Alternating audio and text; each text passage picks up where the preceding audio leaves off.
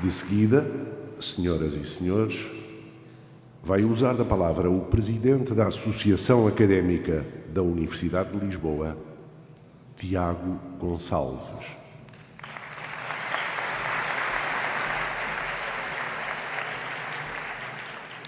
Magnífico Reitor, excelentíssimos Sr. Presidente do Conselho Geral, Sr. Presidente da Comissão Europeia, Sra. Vice-Presidente do Parlamento Europeu, Sr. Alto Comissário da ONU para a Aliança das Civilizações, Sr. Administrador dos Serviços da Ação Social da Universidade de Lisboa, Senhoras e Senhores Professores, Senhoras e Senhores Funcionários, ilustres convidados, caros colegas e amigos estudantes. O ano de comemorações do centenário da Universidade de Lisboa, que agora se encerra, ficou marcado pelo resgatar da memória da nossa instituição. Lembramos, por várias vezes, a importância e o privilégio de apresentar tanta excelência nas mais diversas áreas do saber. Recebemos antigos alunos para nos contarem a sua experiência e transmitirem a sua visão de universidade. E homenageamos personalidades cuja obra transcende as fronteiras académicas, tomando as proporções de uma verdadeira participação política, social ou cultural de mérito inatacável e reconhecido internacionalmente. Mas este ano de comemorações que agora finda, ficou também marcado, à imagem da história da nossa universidade, pelo assumir de lutas por mais liberdade, mais justiça social, mais condições para aprender e para ensinar e, sobretudo, por mais esperança. Mais liberdade que só se consegue se não estiver posta em causa a autonomia universitária, deixando às universidades a capacidade de gerirem os seus próprios recursos e de renovarem geracionalmente o corpo docente. Mais justiça social, porque a destruição, passo a passo, do sistema de atribuição de bolsas de estudo, complementada com o fim de outros apoios na área da ação social, não respeita o agora gasto princípio que nos diz que o mérito é o único critério diferenciador entre estudantes da universidade, não relevando a sua proveniência ou condição social.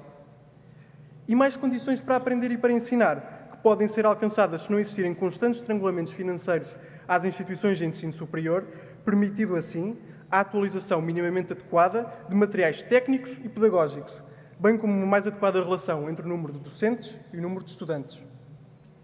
Falta falar de esperança, mas torna-se muito difícil dissertar sobre algo que neste momento e neste país parece ter deixado de existir.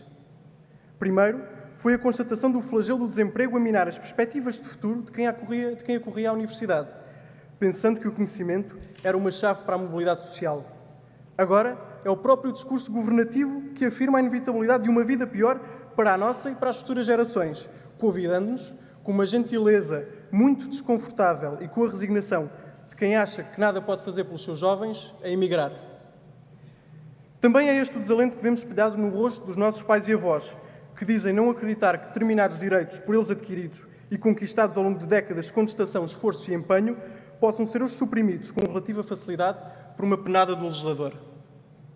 Neste limbo, onde a esperança parece estar a definhar, há quem nos diga que contestamos pouco, que o saudoso antigamente é que era e que os jovens de hoje em dia já não são feitos da mesma massa que os outros. Por outro lado, também surgem vozes discordantes, fervorosamente crentes de que só nos sabemos queixar e que, ao invés de contestar, precisávamos era de mais juizinho e de trabalhar mais, acreditando que o acaso do amanhã nos trará melhores dias. Estes últimos são aqueles que já não se lembram da sua juventude ou que nunca foram jovens. Já dizia Salvador Allende, ser jovem e não ser revolucionário é uma contradição até biológica. Pelo menos em relação a um aspecto, as duas partes parecem ter acordado.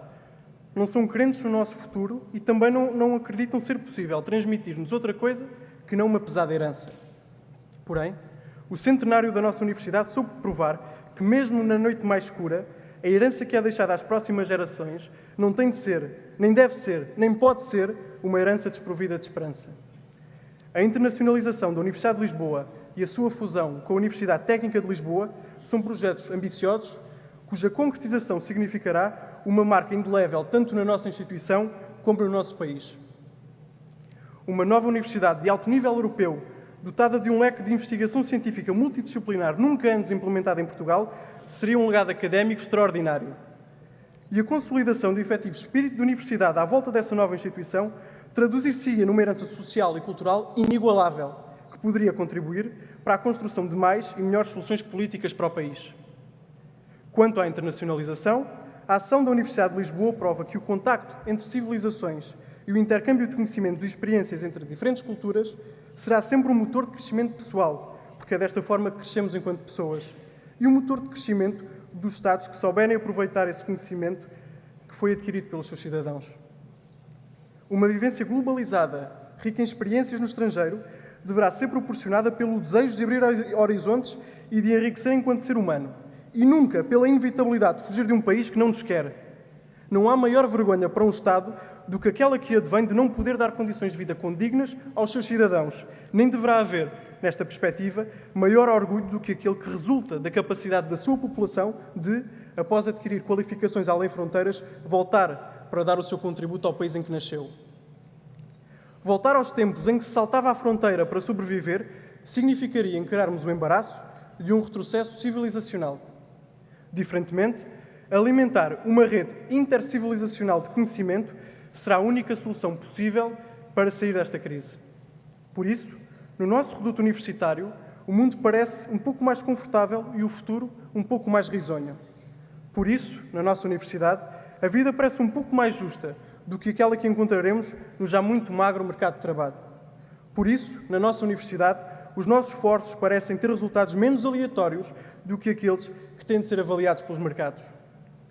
A linguagem e o ideário económicos, hoje muito em voga, defendem que as pessoas reagem a estímulos. Nesta altura, esses estímulos terão de ser a esperança e a liberdade na construção do nosso futuro, para que este não fique hipotecado e os nossos sonhos consumidos. Porque, tal como dizia o muito pouco académico poeta António Aleixo, se os homens chegam a ver por que razão se consomem, o homem deixa de ser o lobo do outro homem. Obrigado.